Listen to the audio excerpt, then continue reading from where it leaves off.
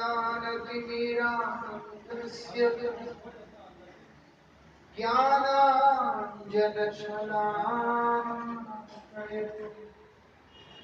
चक्षुरुन्मिलितं येन तस्मै श्री गुरवे नमः। नमो विष्णुपादाय श्रीगौरभ्यमूर्तये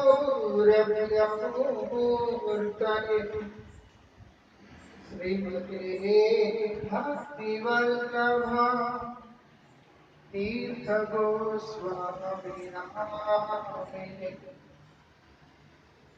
नमस्ते तुभद्राम नमस्ते मुसलायुधा नमस्ते नमस्ते भक्तवत्सल नमस्ते बलिनां श्रेष्ठ नमस्ते धरणीधर प्रलम्बारे नमस्ते त्राहिमा कृष्ण पूर्वज।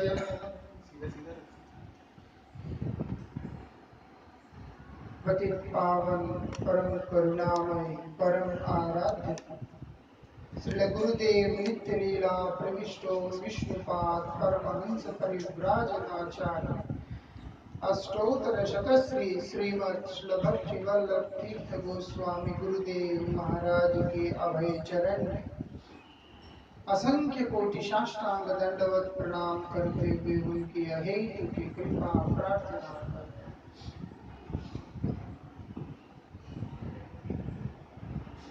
आज एक बात मैं बताना चाहूंगा कि ये जो यात्रा है इस बार का जन्माष्टमी का हमारा संकीर्तन यात्रा है। हमारे साथी हैं ऐसे नालायक है 10 मिनट 5 मिनट कीर्तन से इनके जीव गीले नहीं होते। तो कीर्तन इस बार जितने भी जगह आगे का प्रोग्राम होगा जन्माष्टमी के आखिरी तक कीर्तन ही अधिक होगा।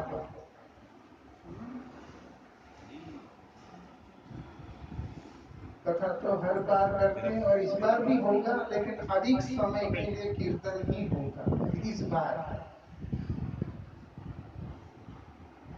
तो जो हम आज बड़ी ही पावन तिथि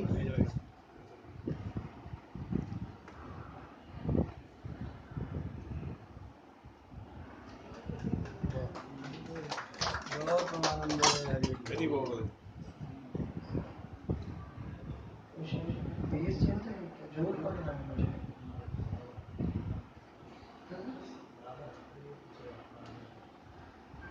गले पे जोर है। नीचे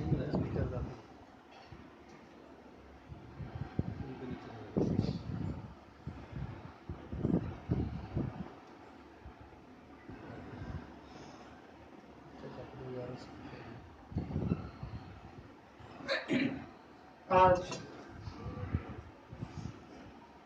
बड़े ही पावन तिथि, आज का तिथि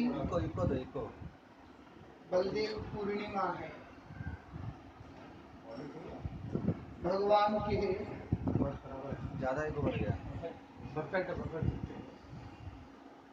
अभिन्न स्वरूप, भगवान के अभिन्न अंग या यूं कहें स्वयं भगवान का अपना ही लीला का विस्तार बलदेव जी का आज आविर्भाव तिथि है। और गौड़ीय वैष्णव आचार्यों के द्वारा प्रवर्तित श्री राधा गोविंद देव जी का झूलन महोत्सव उसका आज विश्राम तिथि है। हम लोग राधा गोविंद जी का झूलन यात्रा किस लिए कहते हैं? यहाँ के ठाकुर जी राधा गोविंद जी इसलिए कहते हैं जो मर्जी ठाकुर जी का नाम हो लेकिन झूलन यात्रा की बात जब आता है, उसको श्री राधा गोविंद देव जी का ही झूलन यात्रा कहते हैं, क्योंकि गोविंद देव जी को गौड़ीय वैष्णव अभिधेय के ठाकुर के रूप में स्वीकार किया। अभिधेय मतलब क्या है? एक होता है संबंध, एक होता है रिश्ता, बंधन, और उस संबंध का उपलब्धि है वो है प्रयोजन। मेरा एक रिश्ता है, इस रिश्ते से जो मुझे प्राप्त करना है, जो मैं प्राप्त करूंगा, वो है प्रयोजन। अब वो संबंध और प्रयोजन को जोड़ने वाला जो कार्य है, क्रिया है, उसको अभिधेय कहते हैं।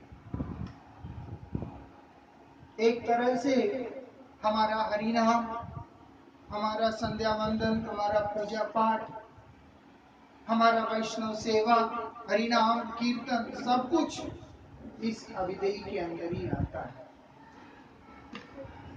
अभिधेय के अंदर ही, अंतर्गत ही सब कुछ आता है। इसीलिए बतला रहे हैं यहाँ पर कि राधा गोविंद देव जी का झूलन यात्रा, और विस्तार है उस पर हम बाद में कभी चर्चा करेंगे। आज उनका विश्राम तिथि है, और मुख्यतः आज का तिथि बलदेव जी का प्रकट तिथि। बलदेव जी आज प्रकट हुए हैं।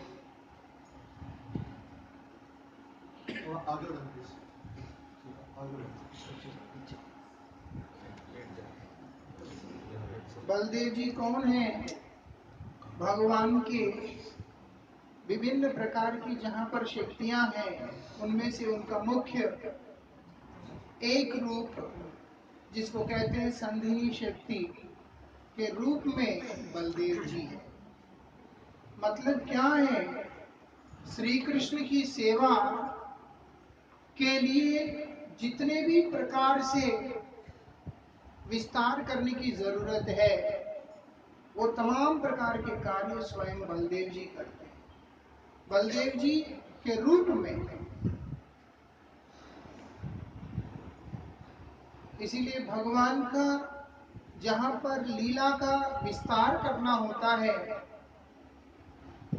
किसी भी प्रकार से, चाहे शांत, दास्य, सात्य, वात्सल्य इत्यादि, और जो भी भगवान के लिए सेवा के उपकरण के रूप में जिन जिन रूपों में आने की जरूरत है, वो सारे काम बलदेव स्वयं करते हैं। कोई साधारण नहीं है बलदेव। इसीलिए चैतन्य चरितामृत के, चैतन्य भागवत के अंदर इस बात का वर्णन आता है। वो क्या कहते हैं श्री वृंदावन दास ठाकुर महाशय? जब तक बलदेव जी का व्यक्ति स्तुति नहीं करेगा, तब तक श्री चैतन्य महाप्रभु को नहीं समझ पाएगा। चैतन्य महाप्रभु की लीला को कभी भी नहीं समझ पाएगा अगर व्यक्ति बलदेव जी को स्तुति नहीं करेगा। मतलब श्रीमद नित्यानंद प्रभु का स्तुति किए बिना, उनका कृपा को प्राप्त किए बिना कोई भी व्यक्ति ऐसा नहीं है जो कि गौर लीला को समझ सकता है। ये विशेषता है उसका।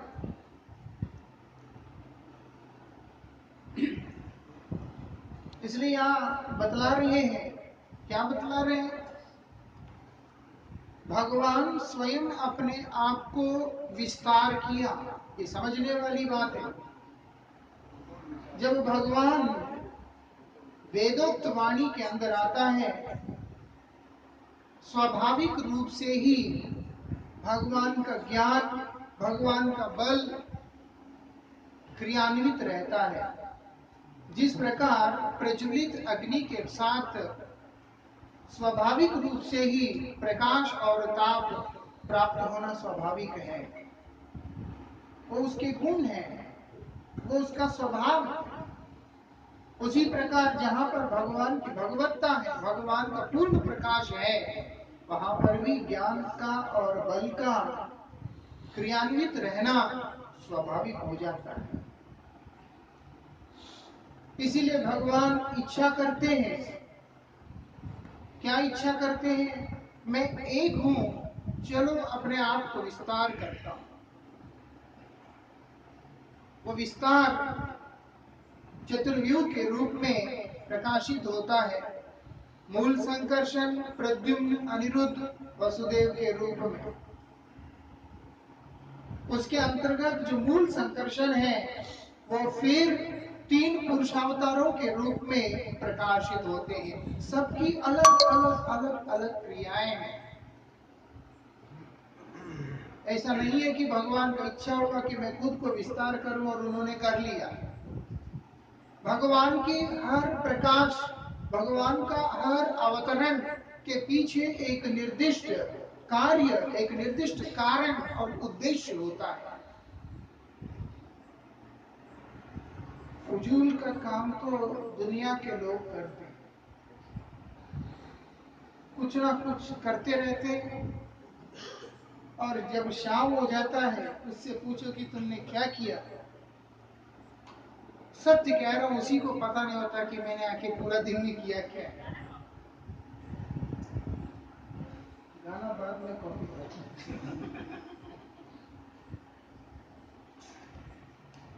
तो इसलिए पूरा दिन क्या किया उसको मालूम ही नहीं होता। किया बहुत कुछ है,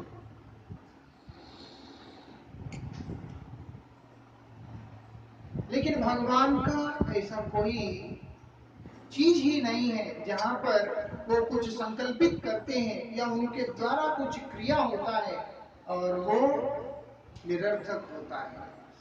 तो अलग अलग उनका विस्तार का अलग अलग क्रिया है। उसके अंतर्गत कारणोदकशाही के रूप में भगवान प्रकट होते हैं। संकर्षण वो कौन है? स्वयं बलदेव है। वो संकर्षण ही बलदेव।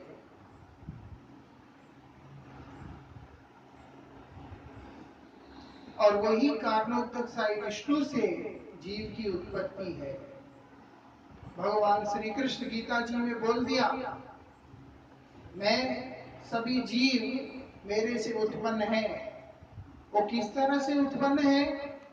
बलदेव के माध्यम से उत्पन्न है। जितने भी जीव है ये सब बलदेव जी का ही अंश है, बलदेव जी का विस्तार है। हम सबका मूल पिता रूप में अगर हम देखते हैं तो वो, और वही कारणोदकशाही विष्णु फिर उनसे गर्भोदकशाही विष्णु प्रकट होते हैं, जो कि इस जगत के पालनकर्ता के रूप में प्रकाशित रहते हैं। वो ये काम करते हैं। और तीसरा रूप क्षीरोदकशाही विष्णु के रूप में